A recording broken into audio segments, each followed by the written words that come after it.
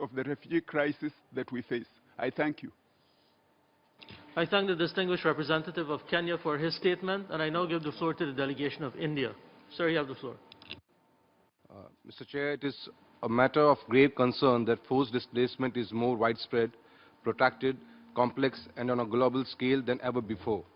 60 million people were in situations of forced displacement by the end of 2014. Of these, 13.9 million people had been displaced in 2014 alone.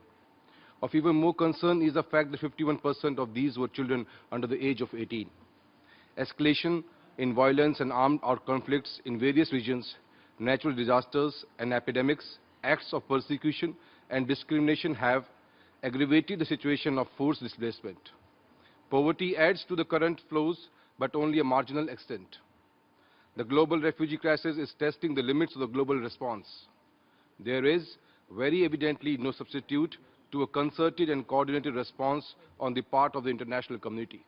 Mr. Chair, we appreciate the role played by UNHCR in collaborating with member states and the work done in providing protection and assistance to refugees and displaced persons according to its mandate.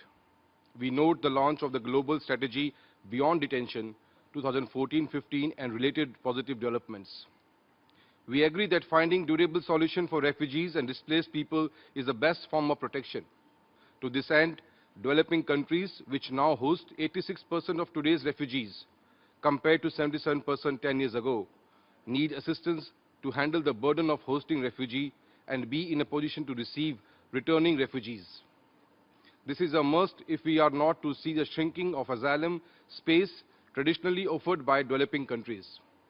As for the issue of security, we could not agree more with the High Commissioner on the need for intensified efforts to focus on the safety and security of refugees. Focus should also be on the challenges posed by non-state actors who need to be brought into assist with the humanitarian framework. Most of all, it is necessary to safeguard mixed movement at the sea in accordance with international humanitarian principles and law. Mr. Chair, the primary responsibility to look after the IDPs lie with the international authorities. UNHCR and relevant international action should remain within the bounds of the concept of sovereignty, which should not be diluted in any manner. Such action should therefore only be at the request of the country concerned. Mr. Chair, as a country of origin, transit and destination, we believe that curbing illegal migration requires a comprehensive response, including meaningful opportunities for legal migration. However, one needs to exercise caution in mixing up asylum seekers with migrants, as the apprehension of one should not be superimposed on the other. Mr. Chair, India's commitment to humanitarianism is second to none. We are host to a large number of refugees, and our programs relating to them are managed entirely from our own resources. We have clearly demonstrated at all times our abiding commitment to the principles of protection and non-refoulement. India, as a member of UNHCR's Executive Committee, has been participating regularly in institutional meetings of UNHCR at all levels in a constructive and a collaborative manner. India remains committed to working in concert with UNHCR and the international community to address the present and emerging challenges on the international protection agenda in a spirit of solidarity. Thank you very much.